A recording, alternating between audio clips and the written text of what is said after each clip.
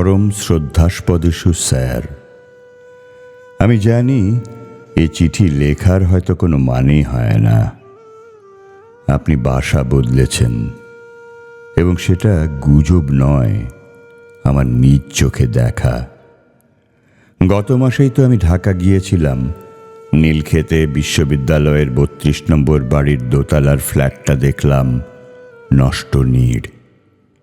কোনো জানালায় পর্দা নেই, লম্বা বারান্দাটা ফাঁকা। একবার তাকিয়ে বুঝেছি এ বাড়িতে কেউ নেই। লিলি ভাবি নেই, ভাসুর নেই, মিশুক নেই, তন্ময় নেই এবং আপনি নেই। আপনি কোথায় গেছেন কেউ জানে না।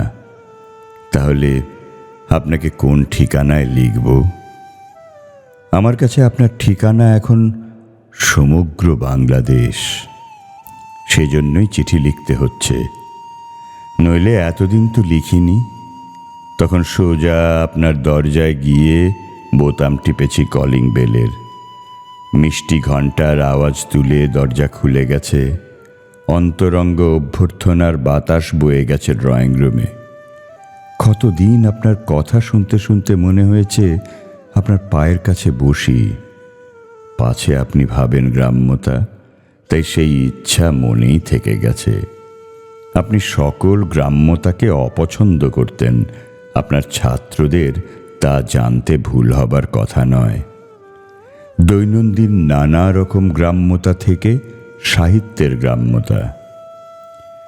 মনে আছে, বিশ্ববিদ্যালয়ের শেষ পরীক্ষায় উত্তীর্ণ হবার মাত্র 2 দিন পর আপনার সঙ্গে দেখা করেছিলাম শিক্ষকদের লাউঞ্জে।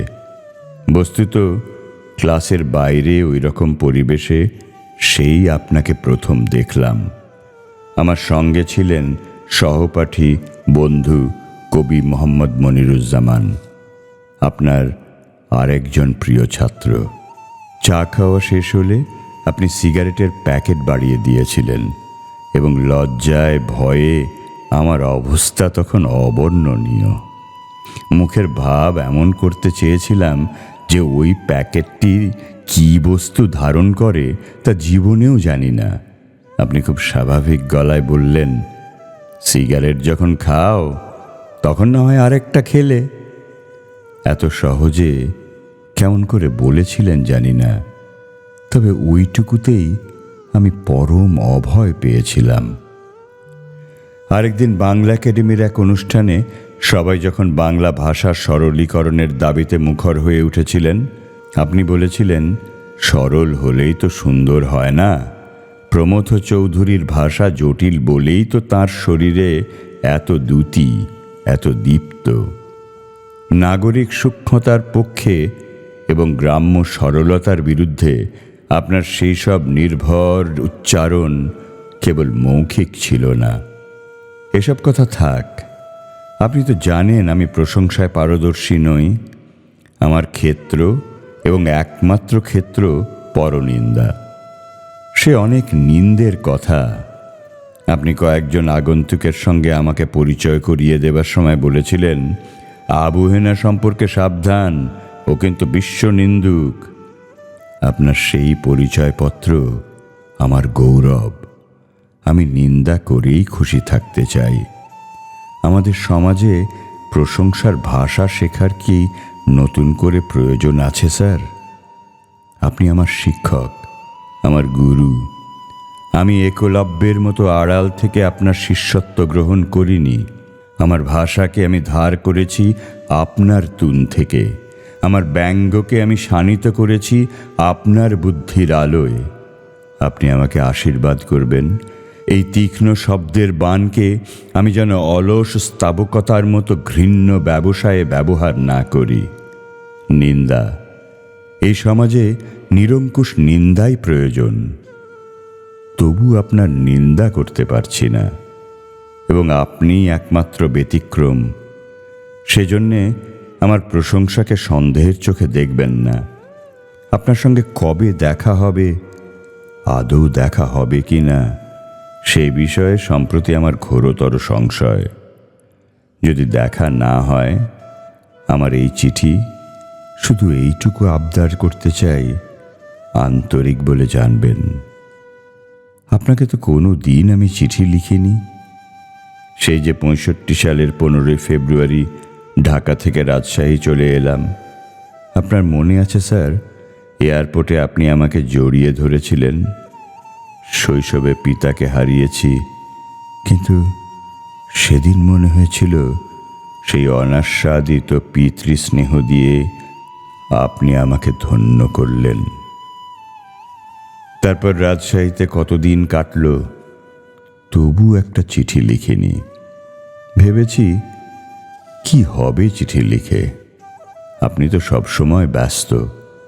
বরং ঢাকা গিয়ে সোজা আপনার দরজার কলিং বেলে আঙুল রাখব, রমনি দেখব, চশমার আড়ালে উদ্ভাসিত একজোড়া অভ্যর্থনা দীপ্ত চোখ, ভরাট মুখে চিবুকে স্নেহের সঙ্গে মিশে থাকা প্রশ্রয়।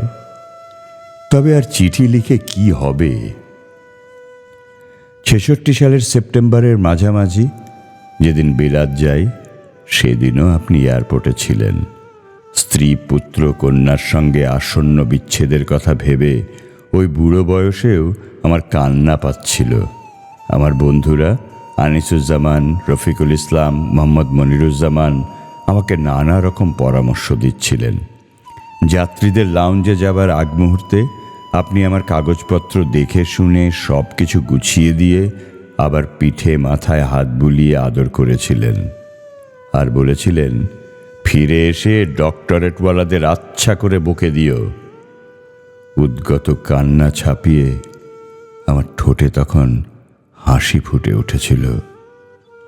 3 বছর বিলেতে কাটল, কই তবু তো আপনাকে চিঠি লেখার কথা ভাবিনি। কেন ভাবিনি জানেন স্যার? চিঠিতে সব কথা লেখা যায় না।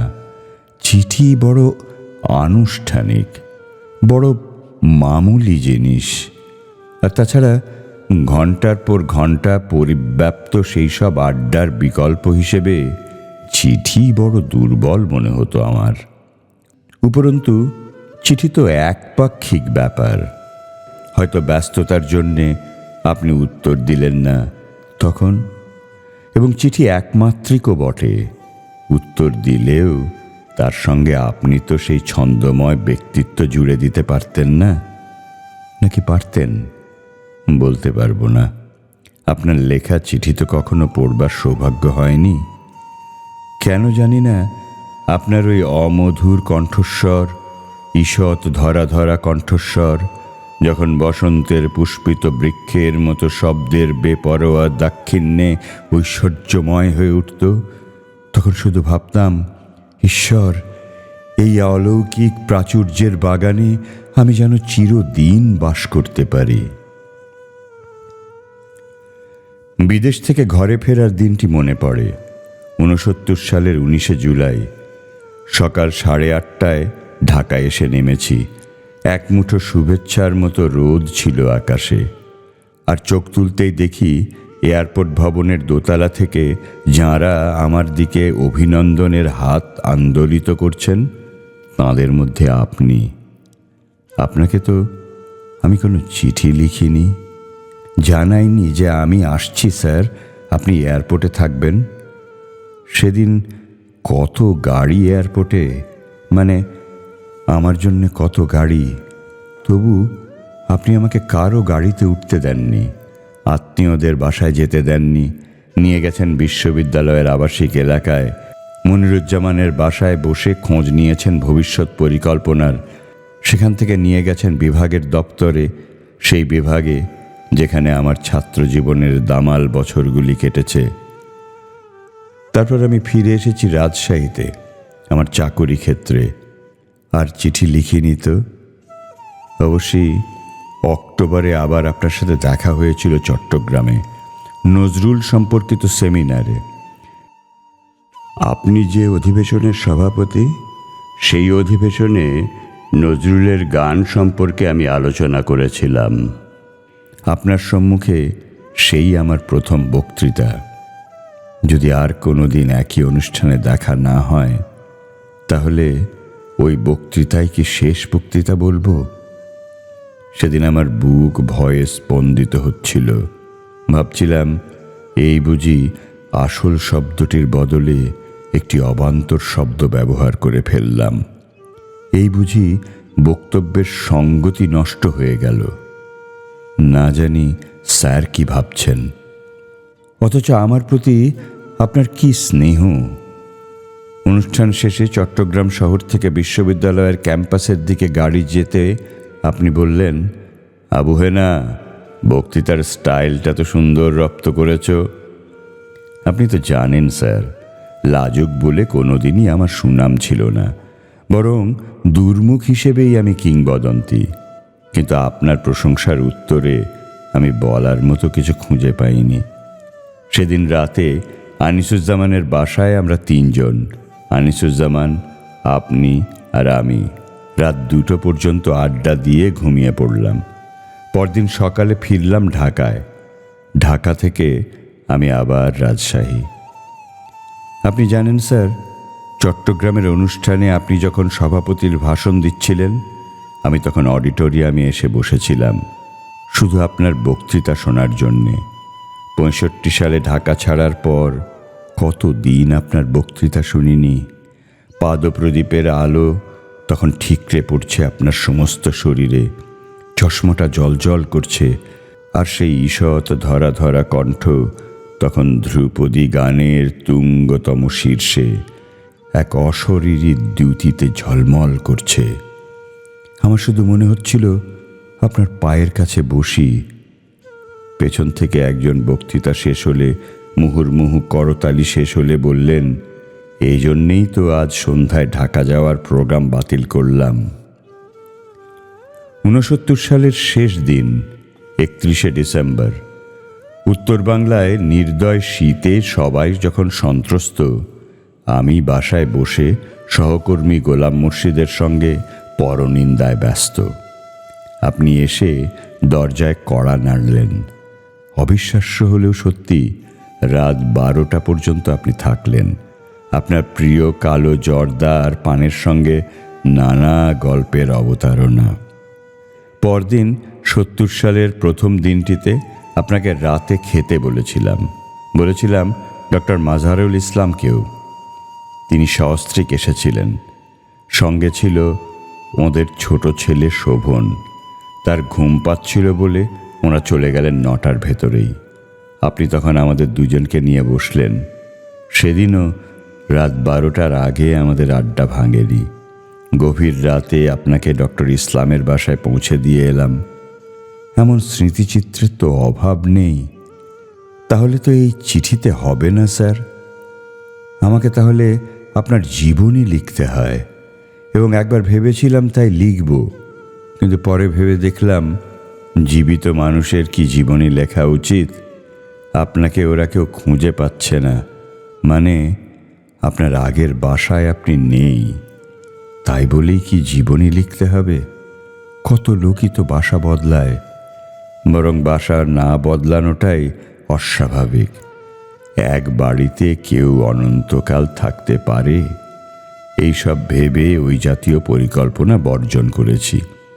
অথচ 70-এর নভেম্বরের পর আপনার সঙ্গে আর দেখা হয়নি। অন্যান্য বারের মতো সেবারও মনিরুজ্জামানের বাসায়, মানে 31 নম্বর বাড়িতে ছিলাম। সকালে যখন গাড়ির সেবা যত্ন করছিলাম, আপনি ব্যালকনি থেকে মুখ বাড়িয়ে বললেন, আবুহেনা, আমার পরামর্শটা শুনো, ফাঁকা রাস্তায় স্পিডের নেশায় ভুলো না, 40-এর উপরে ঘুণাক্ষরেও যাবে না। আমি সম্মতিসূচক মাথা নেড়ে গাড়িতে গিয়ে বসেছিলাম।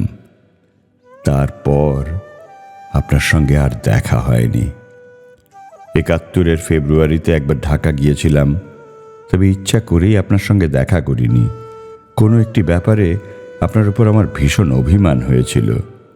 আপনি স্যার ভাবতেও পারবেন না আমার অভিমান কীরকম বেয়াড়া। নইলে আপনার বাসার সম্মুখে মনিরুজ্জামানের ফ্ল্যাটে আমি ফেব্রুয়ারির 23-24 দুরাত ছিলাম, তাও আপনার কাছে যাইনি। 25শে ফেব্রুয়ারি রাজশাহী ফেরত আসার আগে মনিরুজ্জামান একাধিকবার বলেছিল মনির ভাই কিন্তু আপনাকে দেখা করতে বলেছিলেন। আমি চিরকালের একরোখা অমানুষ, শুধু ঘাড় বেঁকিয়ে বলেছিলাম যাব না, এবং আর যাইনি। ওদিকে আমিও রাজশাহী ফিরলাম সঙ্গে সঙ্গে। হ্যাঁ, সঙ্গে সঙ্গেই তো শুরু হয়ে গেল বিশ্রী গুমোট। 1 মার্চ যা ছিল এক টুকরো কালো মেঘ, 25 মার্চ তা হলো আদিগন্ত ঘূর্ণিঝড়। আর বাংলাদেশের আবহাওয়া বিভাগ যে কত দক্ষ সে তো 70-এর নভেম্বরের পর আর কারো জানতে বাকি নেই। বিপুল জলোচ্ছ্বাসের আকস্মিক পুচ্ছ তাড়নায় আমরা কে কোথায় ভেসে গেলাম তখন কোনো হিসেব নিতে পারিনি। বিদেশি বেতারের কল্যাণে জেনেছি সেই জ্যোতির্ময় মানুষটি নেই, যার নাম ছিল জ্যোতির্ময় গুহ ঠাকুরতা। নেই সেই ঋষি গোবিন্দদেব, মিষ্টভাষী তরুণ ফজলুর রহমান খান, আরও অনেকেই নাকি নেই। জলোচ্ছ্বাসের পর ওদের খুঁজে পাওয়া যায়নি। এদিকে নানা ঘাটে ভেসে ভেসে, বলতে পারেন তাড়া খেয়ে খেয়ে, আমি তখন একটা কুটো পেয়েছি। একদিন তো প্রায় ভেসে গিয়েছিলাম। স্ত্রী পুত্র কন্যা থেকে 24 ঘন্টার মতো আলাদা সেই ভয়াবহ স্রোতের সঙ্গে যুদ্ধ করা কি যে কঠিন তা আপনি সহজেই বুঝবেন। প্রতি মুহূর্ত মনে হয়েছে, হায়, আমার ছেলে মেয়েদের বোধহয় আর দেখতে পেলাম না। আর ওরা কয় ভাই বোন এত ছোট যে এই স্রোতের মুখে ওদের ভেসে থাকার কোনো প্রশ্নই ওঠে না। ওদের জন্য বড় ভয় পেয়েছিলাম। তাই প্রথম হাতের কাছে যে কুটোটা পেলাম তাই ধরে ভাসতে থাকলাম। আমি জানতাম সেটা একটি বিষাক্ত লতা, তবু তাকেই আঁকড়ে ধরে ভাসতে ভাসতে আমার ঘরে গিয়ে উঠলাম। দেখলাম 24 ঘন্টায় আমার স্ত্রীর উপর দিয়ে কি ধকল গেছে। সেই লাবণ্যে উজ্জ্বল মুখখানা শুকিয়ে অর্ধেক। আমাকে দেখে তার চোখে একসঙ্গে রোদ ও মেঘের যে আসা যাওয়া ঝলকে উঠল, তাকে কোনো ঔপন্যাসিক অথবা নিপুণ শিল্পী কথার অথবা তুলিতে ধরে রাখতে পারতেন। আমি পারিনি। অথচ ততক্ষণে সেই লতার কুটিল বিষ আমার তর্জনী ও বুড়ো আঙুলের ভেতর দিয়ে সমস্ত শরীরে সঞ্চারিত হতে শুরু করেছে। তর্জনী, বুড়ো আঙুল, মানে যে 2 আঙুলে আমি শৈশব থেকে কলম ধরে আসছি। আমি স্পষ্ট বুঝতে পারছিলাম আমার আঙুল দুটি অবশ হয়ে আসছে। আর কোনো দিন আমি কলম ধরতে পারবো না, লিখতে পারবো না। শুধু বেঁচে থাকবো এক অন্ধ গুহার ভেতরে, যেখানে সত্যের সূর্য রশ্মিপাত করে না। সেই অন্ধকার গুহার ভেতরে আমি বাঁচবার জন্যেই কেবল বেঁচে থাকব। অথচ এই কলম আমার কত দুঃসময়ের সঙ্গী ছিল। সমস্ত দুঃখের বিরুদ্ধে, হতাশার বিরুদ্ধে এই কলমকে আমি অস্ত্রের মতো ব্যবহার করেছি। আমার শরীরের কত শত্রু শিরাকে এই কলম দিয়ে ছিন্ন করে দূষিত যন্ত্রণার হাত থেকে রেহাই পেয়েছি। কত আবেগ ঘন মুহূর্তে ঠোঁট যখন চরম অসহযোগিতা করেছে, পরম বন্ধুর মতো কলম তখন পাওনার চেয়ে বেশি উপাচার নিয়ে এগিয়ে এসেছে।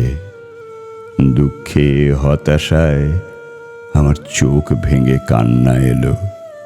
কিন্তু সব জেনেও আমি সেই কুটোটা, সেই বিষাক্ত লতা ছেড়ে দিইনি। ততক্ষণে বিষক্রিয়া শুরু হয়ে গেছে আমার হৃৎপিণ্ডে, ফুসফুসে, মস্তিষ্কে। আমি তা কাউকে জানতে দিইনি। আমার শিশুপুত্রের নিষ্পাপ মুখের দিকে তাকিয়ে নিজেকে প্রশ্ন করেছি, এই শিশুর বেঁচে থাকার আনন্দ কি আর লেখার চেয়ে বেশি মূল্যবান নয়? আপনি বুঝতে পারবেন স্যার, আমি বিচারে ভুল করিনি। 9 মাস ধরে চলল সেই জলোচ্ছ্বাসের তাণ্ডব। আমাদের চারদিকে কত সহায়হীন পরিচিত মানুষের সব ভেসে যেতে দেখলাম। শকুনে শকুনে আকাশটা একেবারে ছেয়ে যেত এক এক দিন। আমার সন্তান ওদের খাদ্য হোক, আমি তা চাইনি, এবং এর জন্যে চরমতম মূল্য দিয়েছি। জলোচ্ছ্বাস নেমে গেলে সবাই যখন ভাঙা ঘর জোড়া দিতে ব্যস্ত, আমি শিউরে উঠে দেখেছি আমার আঙুল দুটি নেই। নিজের কথা বড় বেশি বলছি। অবশ্যই আপনার কাছে যে প্রশ্রয় আমার অনেক দিনের, আর তাছাড়া আপনার কুশল জানতে চাই বলে তো এই চিঠির অবতারণা করিনি। আসলে আপনার সব খবরই আমি সব সময় রেখেছি আগের মতোই। সম্প্রতি শুনতে পাই আপনাকে যেহেতু খুঁজে পাওয়া যাচ্ছে না, জাতীয় বীরের মর্যাদা দেয়া হচ্ছে। শহীদুল্লাহ কায়সার, সিরাজউদ্দিন হোসেন, ডক্টর আলিম চৌধুরী এবং আরও অনেকের মতো। এই সম্মান যদি 14ই ডিসেম্বরের আগে পেতেন, তাহলে আমি সোজা গিয়ে আপনাকে অভিনন্দন জানিয়ে আসতাম, কিন্তু তা তো আর হবার নয়। অথচ ডিসেম্বরের 14 আর 16 তারিখে কত তফাৎ। 16 তারিখের পর আপনাকে কেউ কোথাও দেখেনি, রেডিওতে না, টেলিভিশনে না, ইঞ্জিনিয়ার্স ইনস্টিটিউটে না, কোথাও না। এবছর 21শে ফেব্রুয়ারিতে সারা দেশে আপনার কবর অভিনীত হয়েছে। রাজশাহীতেও বিশ্ববিদ্যালয়ের ছেলেরা এসে আমাকে বলেছিল অনুষ্ঠানপত্রে নাট্যকার মুনির চৌধুরী সম্পর্কে আমি যেন কিছু লিখে দিই। কেমন করে লিখব এই দূষিত কুষ্ঠক্ষত আঙুল দিয়ে? আমি ছাত্রদের প্রশ্ন করেছিলাম, ওরা উত্তর দেয়নি। ওদের নীরবতাই যেন অধিকারের মতো সোচ্চার। কাঁপা কাঁপা আঙুলে ওদের দাবি রক্ষা করেছি। কি লিখেছিলাম তা জানতে চাইবেন না স্যার? আপনি তো জানেন আপনার এই অযোগ্য ছাত্র প্রশংসা বিতরণে কত অপারগ, কিন্তু তবু যে আপনার নিন্দা করতে পারিনি, সে তো আপনারই ক্ষমতা, আমার কোনো অক্ষমতা নয়। উপরন্তু লিখেছিলাম, অভুক্ত মুনির চৌধুরীকে ওরা স্টেনগানের ভয় দেখিয়ে ধরে নিয়ে গেছে, কিন্তু আমাদের কাছ থেকে মুনির চৌধুরীকে ওরা কোনো দিন আসলে নিয়ে যেতে পারবে না। পাশবিকতার খড়গে স্বর্গীয় শব্দাবলীর উৎস আপনার কণ্ঠনালীকে ওরা বিচ্ছিন্ন করেছে বলে যতই বিভৎস আত্মপ্রসাদ লাভ করুক, আমি জানি ওরা সম্পূর্ণ ব্যর্থ হয়েছে। ওরা আপনার কোনো ক্ষতি করতে পারেনি। সুন্দর বিরোধী অভিযানে ওদের উত্তোলিত থাবা আপনাকে যে চিনতে ভুল করেনি, এতেই তো আবার প্রমাণ হলো ঈর্ষাকাতর শত্রুদের রটনা কত ভ্রান্ত। আপনি সুন্দরের, সত্যের পূজারী ছিলেন, চিরদিন থাকবেন। আপনি আমার অভিনন্দন গ্রহণ করুন।